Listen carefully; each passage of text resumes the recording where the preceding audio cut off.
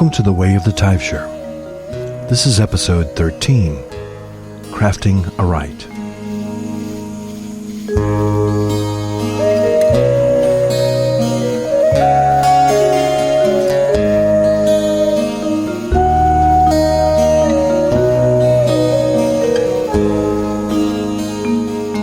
Last week's podcast discussed the celebration of the Wheel of the Year. This week we'll talk about how to craft your own rites and rituals using all the elements we talked about during last week's podcast.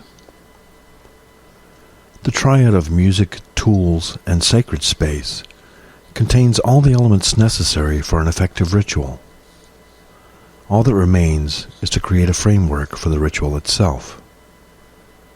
The challenge in creating a ritual, especially one for a group, is to strike a balance between having a ritual that is unique enough to be interesting, yet familiar enough in format so that everyone has a good idea of what happens next. The outline we'll be discussing on this week's podcast is a suggested framework for writing your own rituals.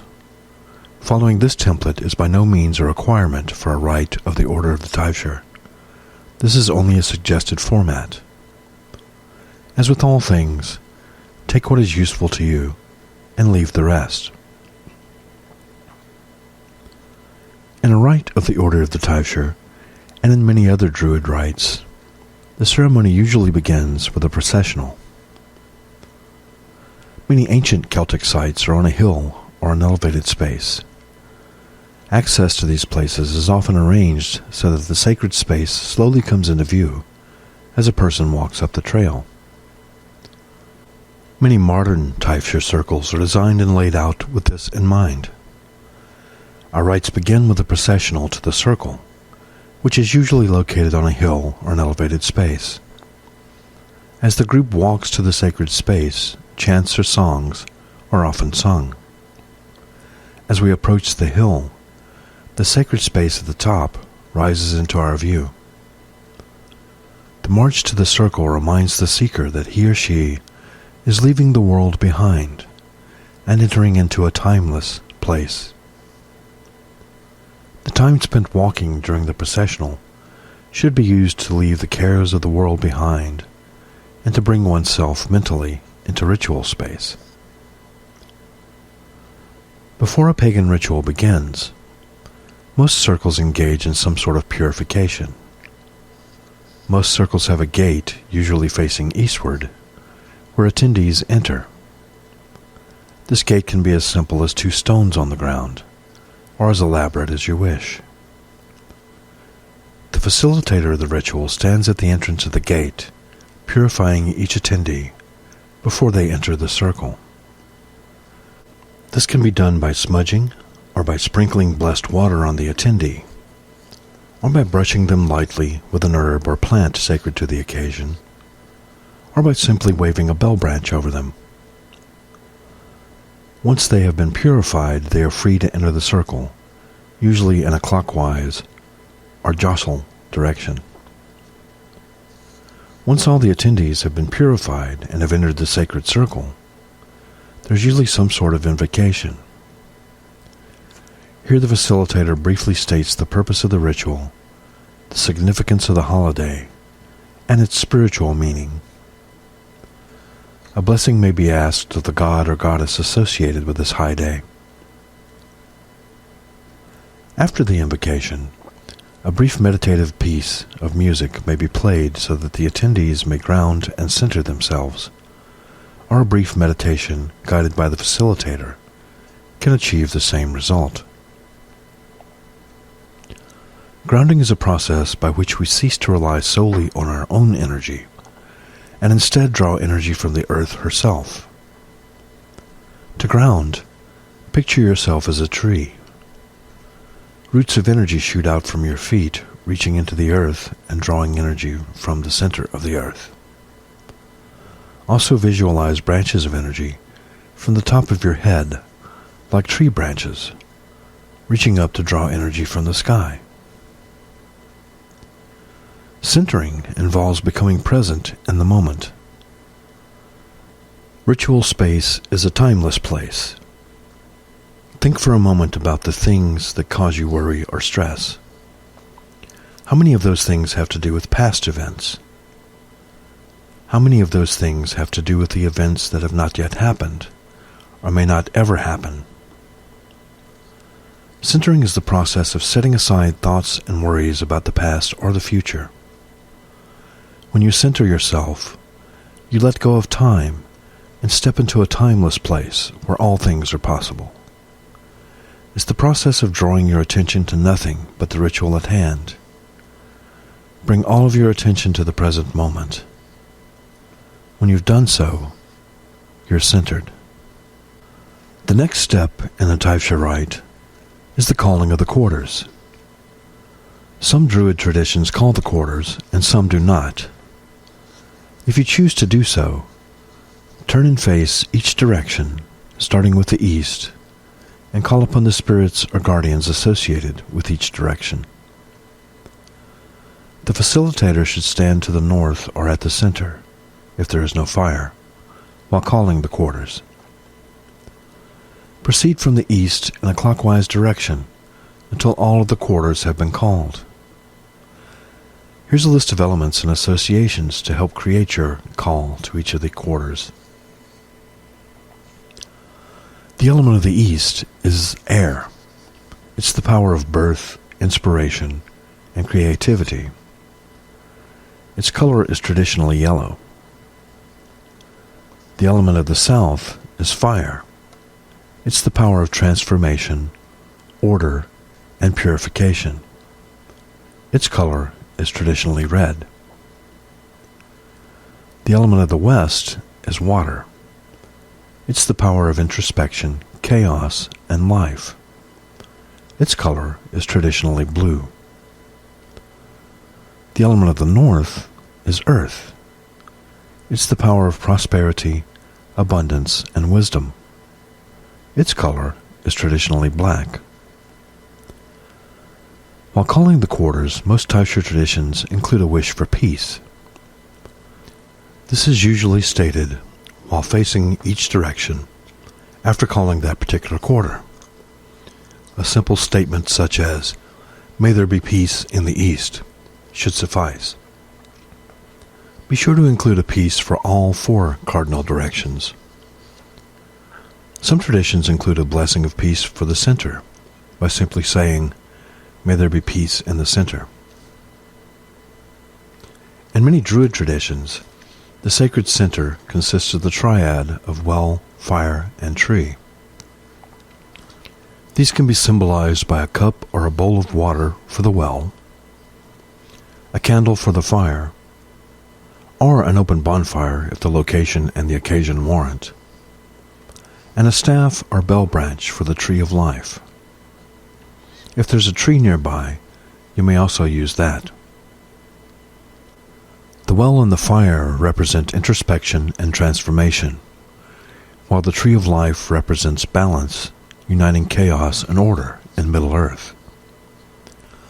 The tree's roots go deep into the earth, drinking the waters of chaos, while its branches reach high into the heavens, soaking up the rays of the sun's life-giving order.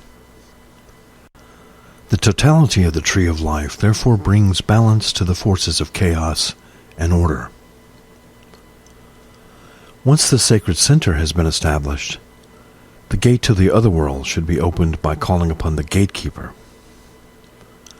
In the Mother Grove, we consider Manannán mac Lir to be the guardian of the gates of power. By parting the mists and opening the gates of the other world, we allow the wisdom of the ancestors into the circle. At this portion of the ritual, a sacrifice of some sort is given to the gods or goddesses of the occasion. This can be a food item tossed into the sacred fire, or a libation poured onto the ground or into a bowl. The idea behind calling it a sacrifice instead of an offering is that you're giving something that means a great deal to you.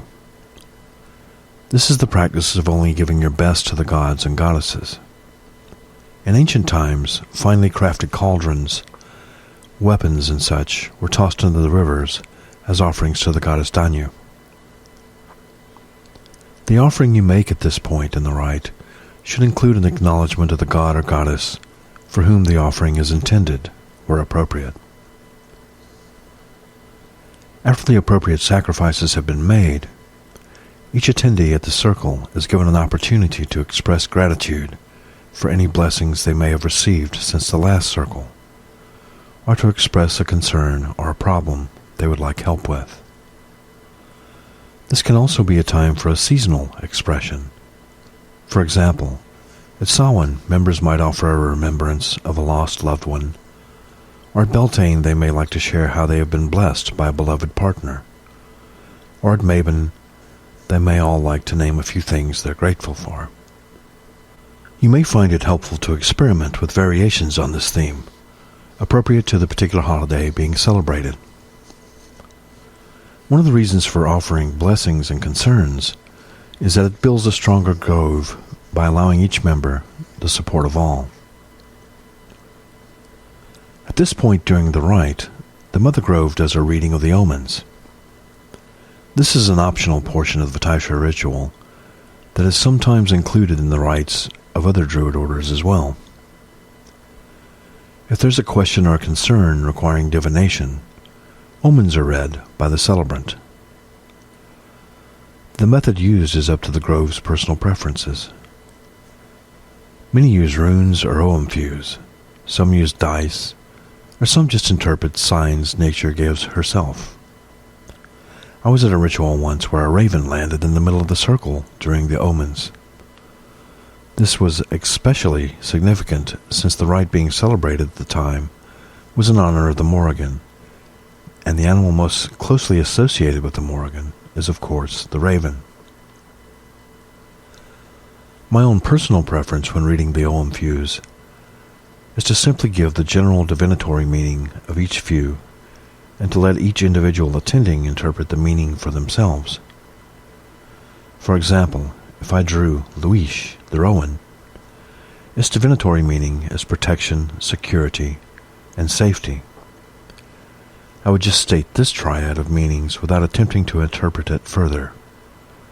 In other words, I wouldn't link its meaning to any particular person, place, or situation going on in the grove. By doing so, I leave each person free to interpret the omens for themselves, and I don't run the risk of corrupting the meaning by adding my own interpretation to it, which may or may not be an accurate interpretation for others.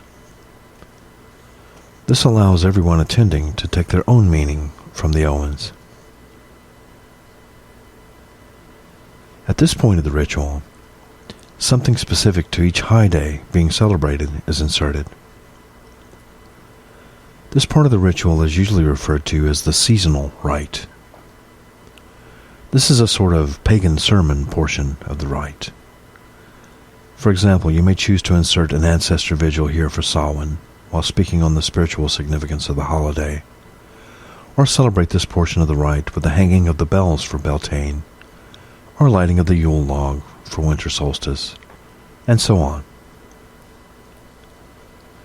After the seasonal rite is completed, an offering of thanks is given to the gods or goddesses of that particular rite.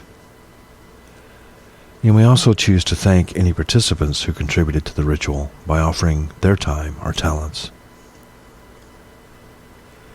After the thanksgiving is complete, call upon the gatekeeper to seal the way to the other world. If you have called the quarters, dismiss them as well. You may also choose to sing or chant a closing musical offering at this time. At the Mother Grove, we usually end with a recessional in which we leave the circle through the gate while singing or chanting. When the recessional has reached a predetermined destination, you may wish to offer a statement of dismissal in the form of a blessing or a thanksgiving. This outline is just a suggested format for those with little or no experience in crafting rituals. It's by no means a definitive Taibhsear ritual. As with all things, take what you find useful and leave the rest. If you would like to download a template to use as a framework for crafting your own ritual, You may find one on the Orders website by visiting Taibhsear.com. That's Taibhsear.com. From the main page, click on the Sun Path tab, then scroll down to the Wheel of the Year link. On the Wheel of the Year page, look for the link marked Framework for a Taibhsear Ritual. You may download it in PDF format from that link. If you create a rite that you would like to share on a Wheel of the Year page, email it to podcast@taibhsear.com and we'll post it on the website.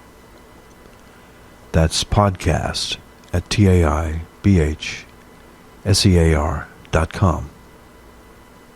Circle, beginning, ending, circle, beginning, ending.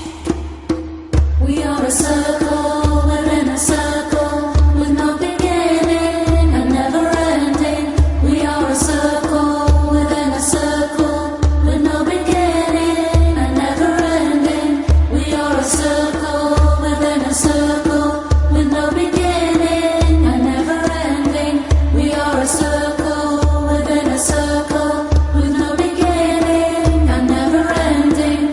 We are a circle within a circle, with no beginning and never ending. We are a circle within a circle, with no beginning and never ending. We are a circle within a circle, with no beginning and never ending. We are a circle within a circle, with no beginning and never ending. We are a circle within a circle, with no beginning and never ending. We are a circle within a circle, with no beginning and never ending. We are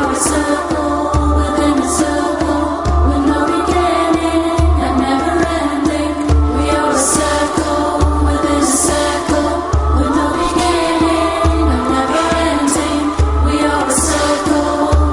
circle, with no beginning and never ending. We are a circle within a circle, with no beginning and never ending. We are a circle within a circle, with no beginning and never ending. We are a circle within a circle, with no beginning and never ending. We are a circle within a circle, with no beginning and never ending. We are a circle within a circle, with no beginning and never ending. A note about solitary practice. According to some estimates, as many as 70 to 80% of pagans do not belong to any grove or group. If this estimate is true, then the chances are pretty good that if you're hearing this podcast, you're a solitary practitioner yourself. Although the outline we just discussed is from the perspective of a group ritual practice, it can be easily adapted for solitary practice. If you have some access to an outdoor space that would be appropriate, you may perform your own rites there. Some Taibhsears have an indoor altar that they use for such purposes.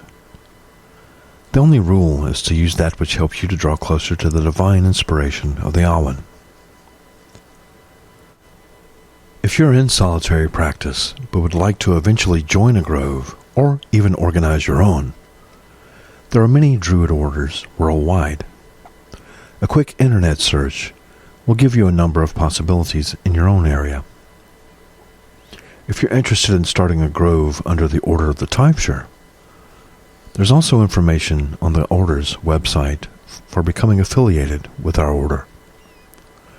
We offer online support and assistance for groves choosing to form as members of our order.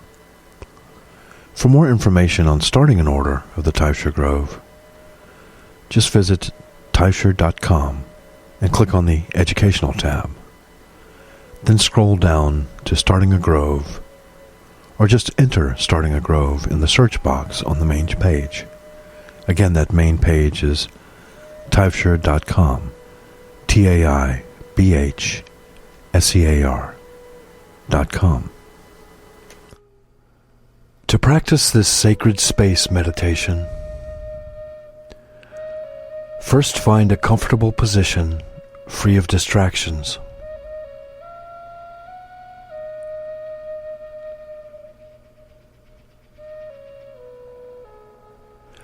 Now close your eyes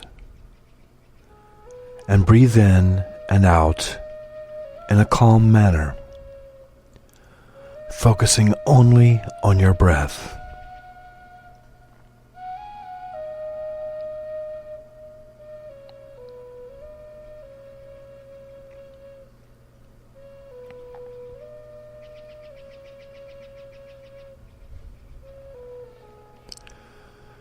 Feel your breath enter into your body and down into your lungs. Follow it as you exhale.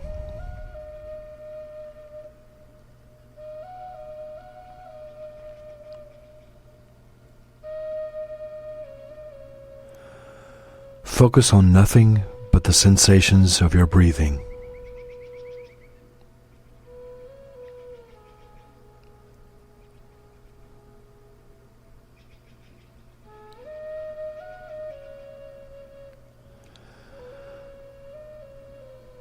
Now think about your favorite color,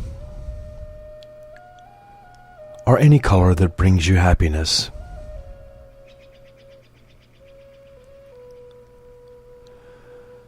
Think of a color that has warm and peaceful associations.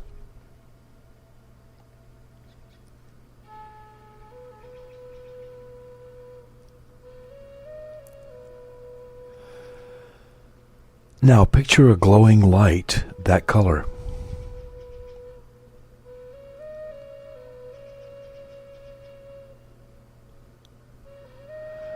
This light is flowing into your fingers and toes, bringing relaxation with it into your muscles and limbs.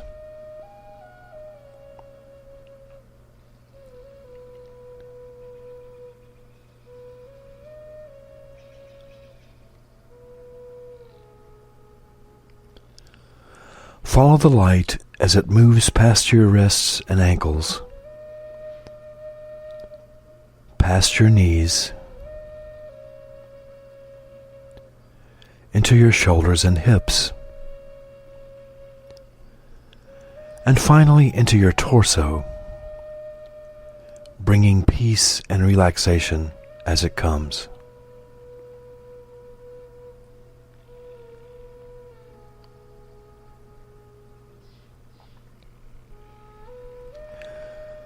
When you are fully relaxed, see a dot of colored light before you,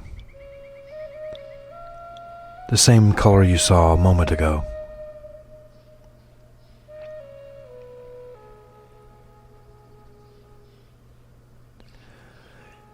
In your mind's eye, watch that light slowly expand to fill your field of vision.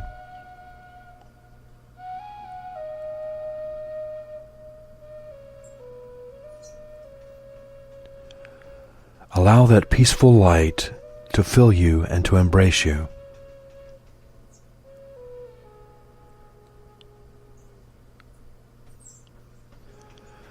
See yourself swimming in the light, floating in serenity.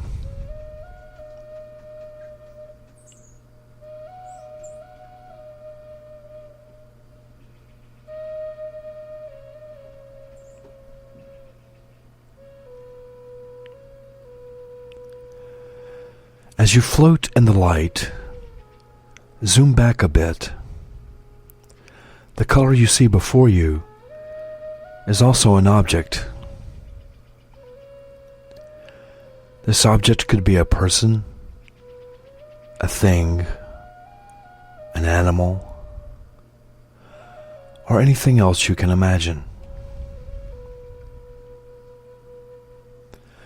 The object is something that causes you to feel happy, safe, and secure.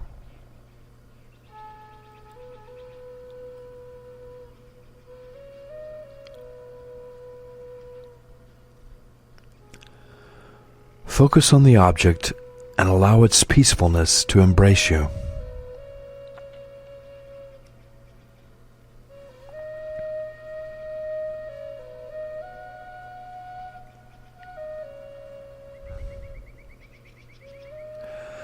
Now zoom out a little more. The object is sitting somewhere. It can be an indoor scene or an outdoor scene. The place is somewhere that you feel at ease, calm, and serene.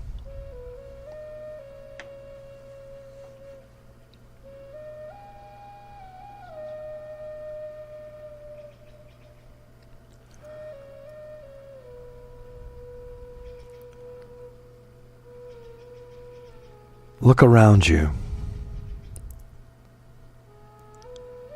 Explore this place with all of your senses. What do you see here?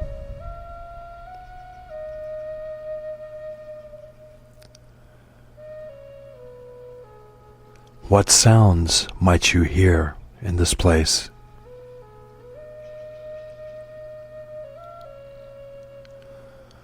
What are the smells?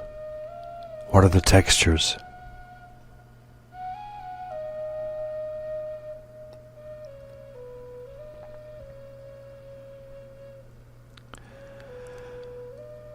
As you explore this place with your mind and all of your senses,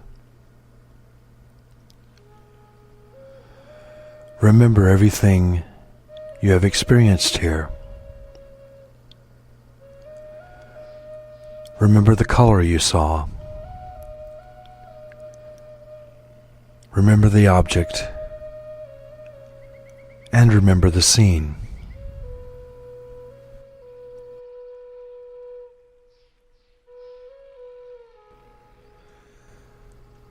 Now take a mental snapshot of your surroundings.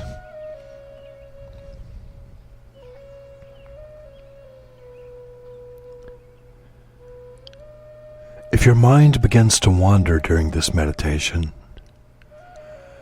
return to your mental snapshot and focus on it.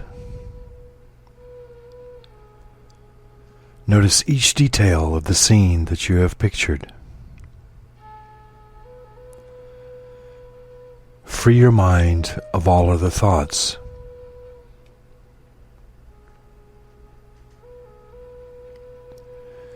If a thought comes to mind, don't worry. Just note it and let it pass on by, like a leaf floating downstream.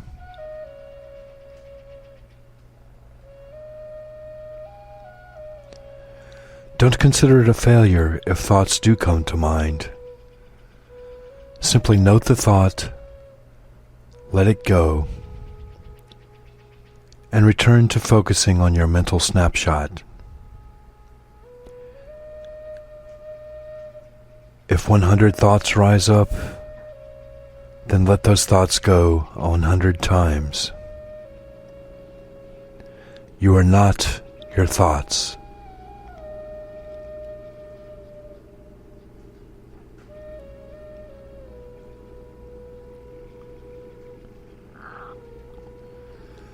See your thoughts as waves upon the ocean. Dive below your thoughts to find your true self beneath the waves.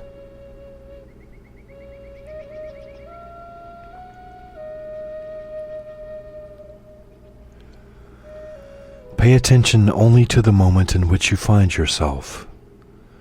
This moment, right now, right here, in this sacred space.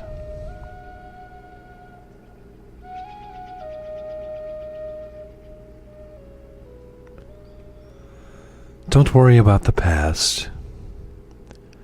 The past is gone, like water flowing downstream.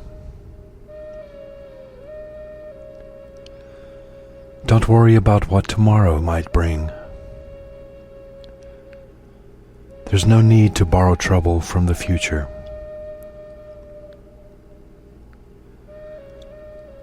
There is no past. There is no future. There is only this moment, here, in this sacred space.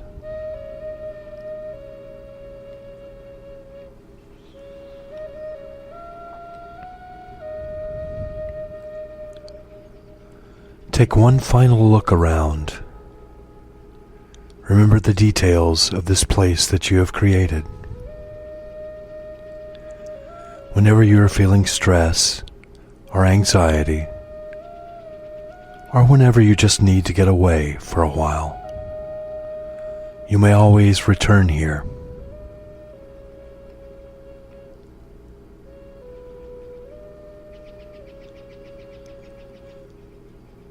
To close this meditation,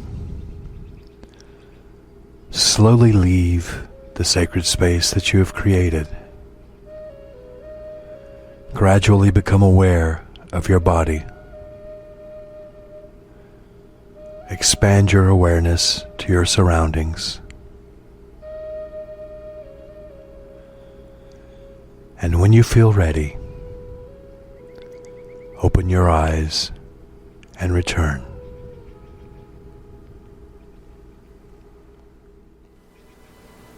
Crafting a ritual of your own. The best way to begin to understand all of the elements that make a successful rite is to create one of your own. If you would like to practice doing so, here's some suggestions to get you started.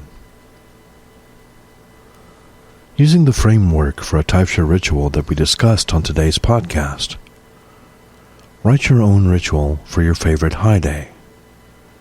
Rehearse it, and then when that high day comes, perform it either alone or with friends who may also be interested in the Taibhsear path.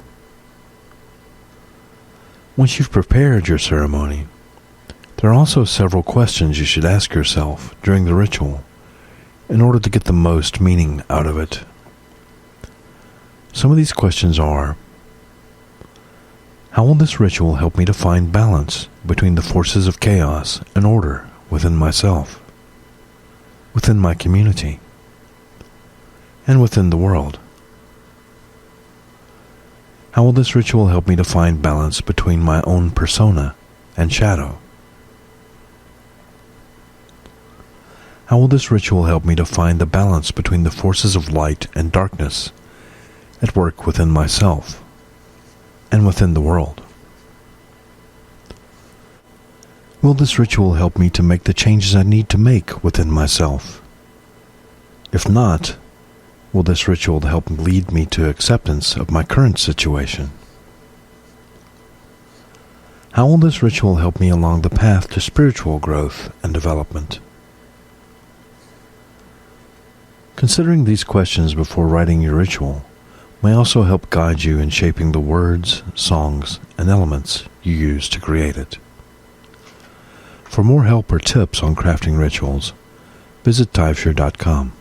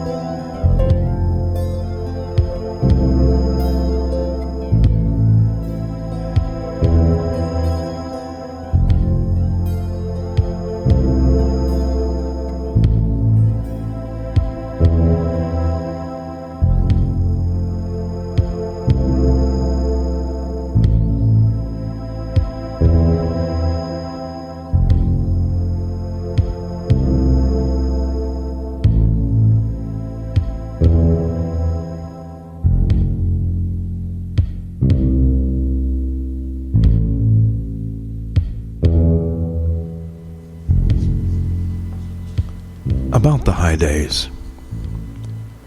The high days celebrated by pagans worldwide, and their dates, are listed below. Wiccans and some other pagan traditions refer to these as Sabbats.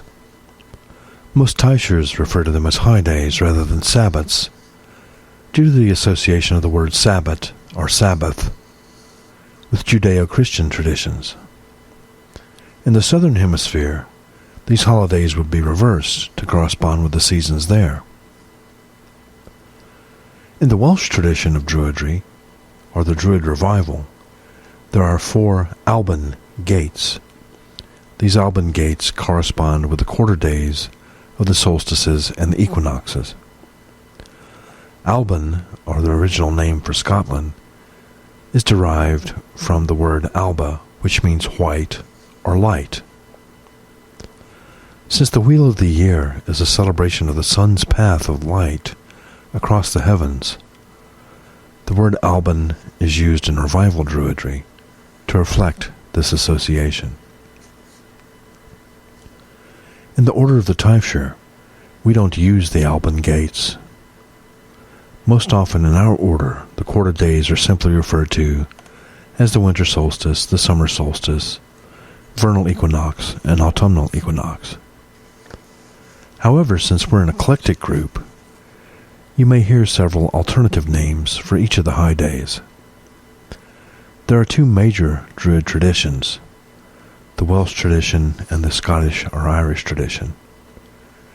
Each of these traditions has different names for the Alban gates. It might be helpful to review the common names heard for each high day, starting with the birth of the sun at the winter solstice. In the Welsh tradition, the winter solstice is called Alban Artuin. In the Irish and Scottish tradition, it is referred to as Alban Arthun.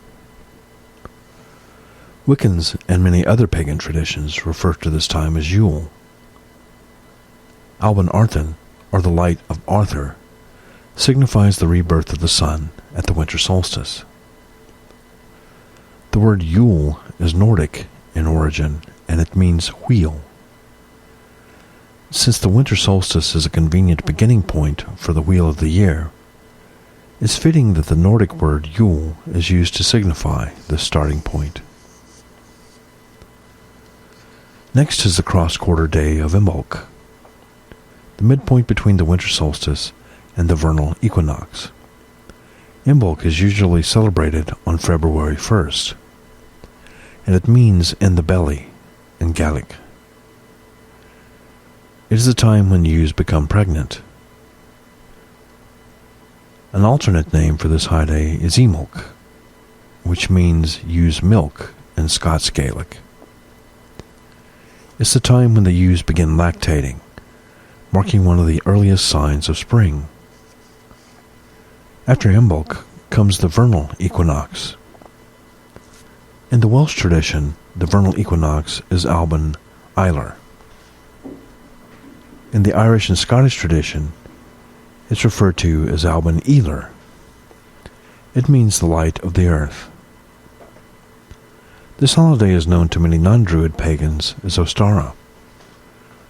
Ostara takes its name from the Teutonic goddess Istra.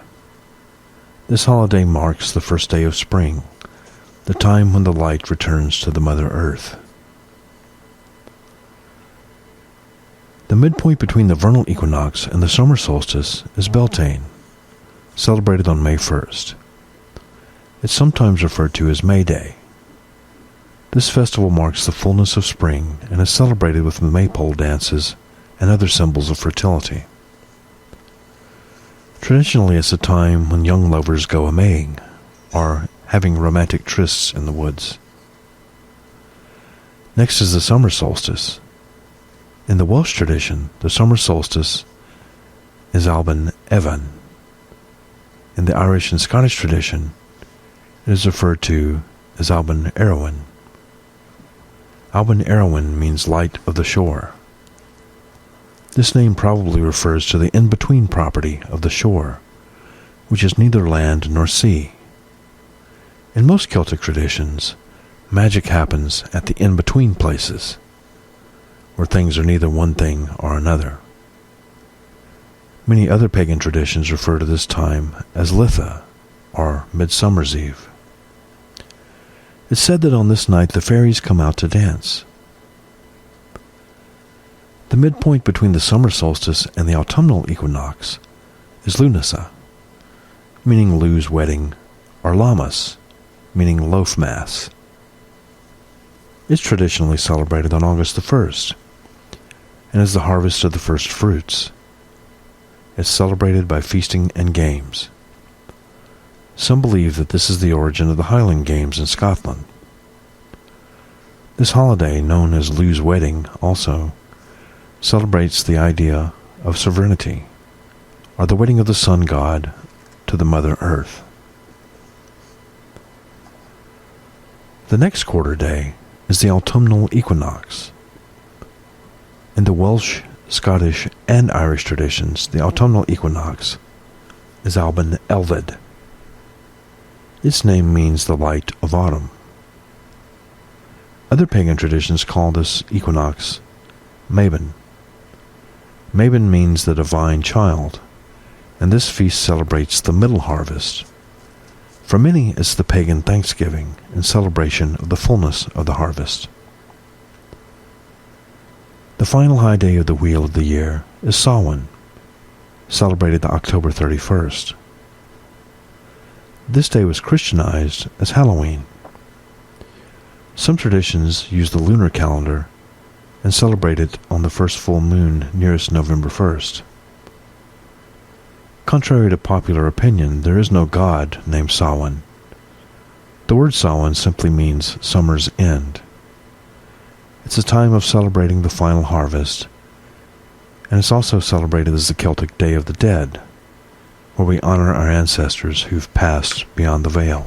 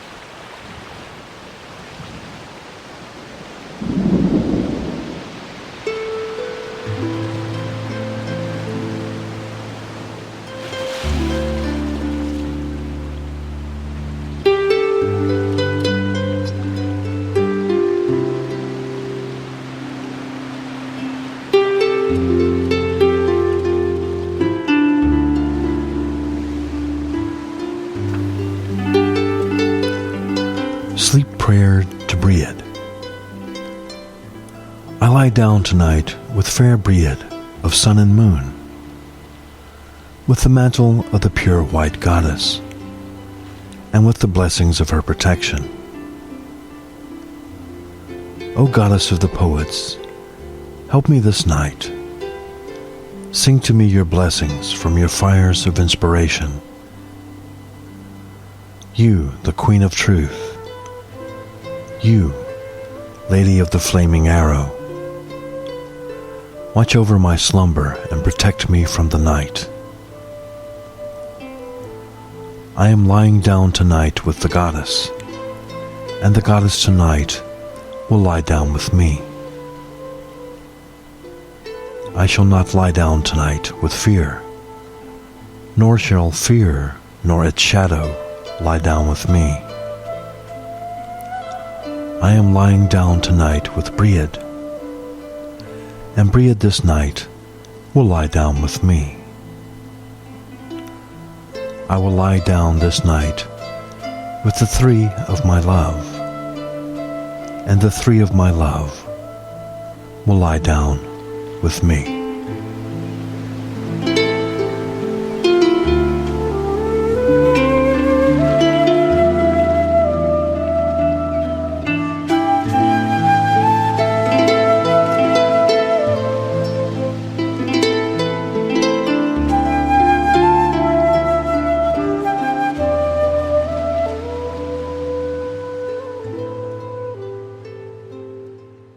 In the way of the Taibhsear, we use the Celtic tree alphabet known as the Ogham.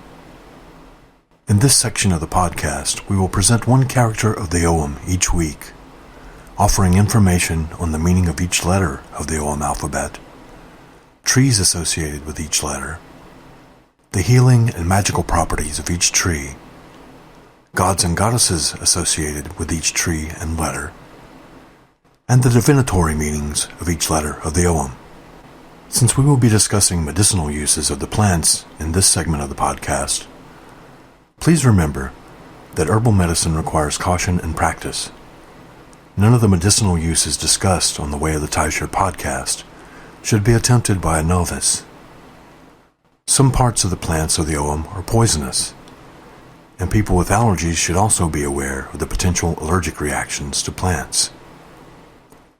If you are interested in herbal medicine, find a skilled practitioner and take lessons. Do not attempt to use medicinal plants without the supervision of an expert.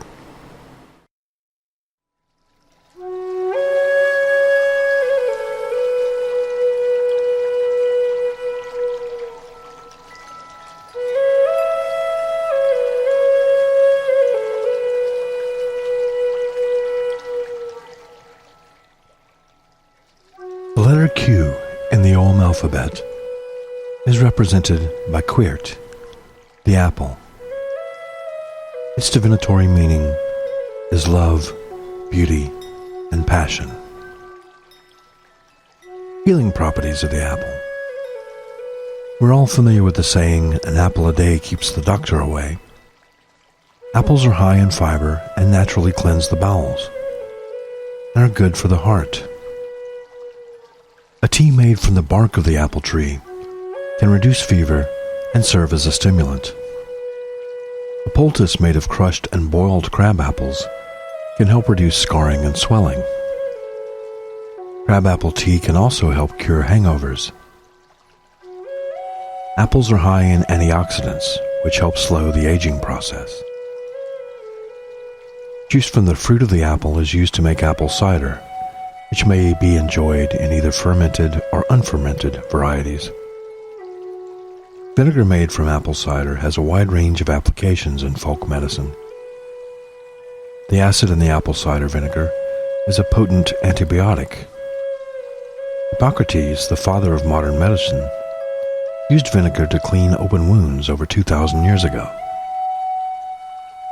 It may also lower blood sugar, help with weight loss by reducing your appetite, and improve blood circulation, and it gives you a more healthy heart. Magical uses of the apple. The apple of the original Ogham of the British Isles was the crab apple. But as Ogham lore has spread throughout the world, Quirt has come to represent any local apple variety. Apple is one of the 9 firewoods to be added to the Balefire for the Festival of Beltane.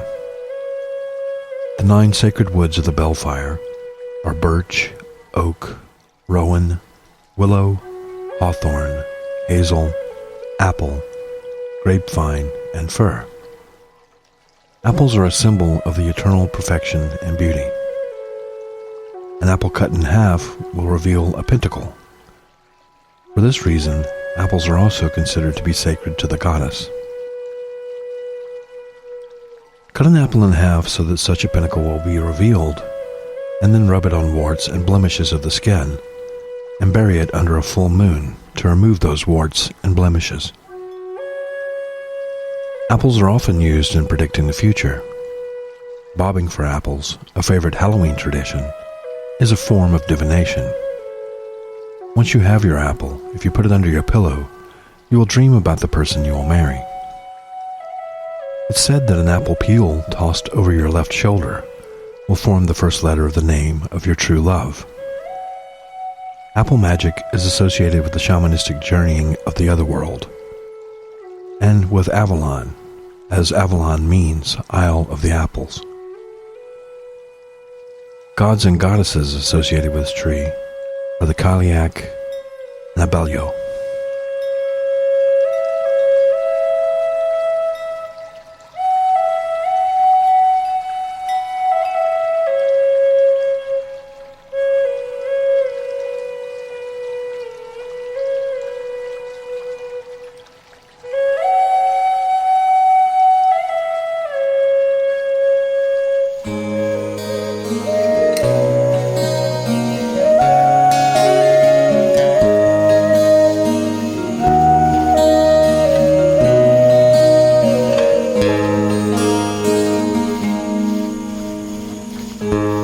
You've been listening to the Way of the Taibhsear podcast on International Pagan Radio, where it's all pagan all the time. This has been episode 13, Crafting a Rite. Music on this episode featured Circle Within a Circle, Black Cat Full Moon by Night Monk, and Black Mountain by Shenka the Vate. The Way of the Taibhsear is the official podcast of the Order of the Taibhsear. You can learn more about us at Taibhsear.com. That's TAIBHSEAR.com. The Way of the Taibhsear is a podcast about Druidry and paganism as practiced by the Order of the Taibhsear. Paganism is a wide and diverse community, and we don't claim to speak for all pagans. You can get in touch with us at podcast@Taibhsear.com. Again, that's podcast at TAIBHSEAR.com. The Way of the Taibhsear is sponsored by Pagan Promotions. Learn more about Pagan Promotions at paganpromotions.com. Until next time, blessings of the ancestors.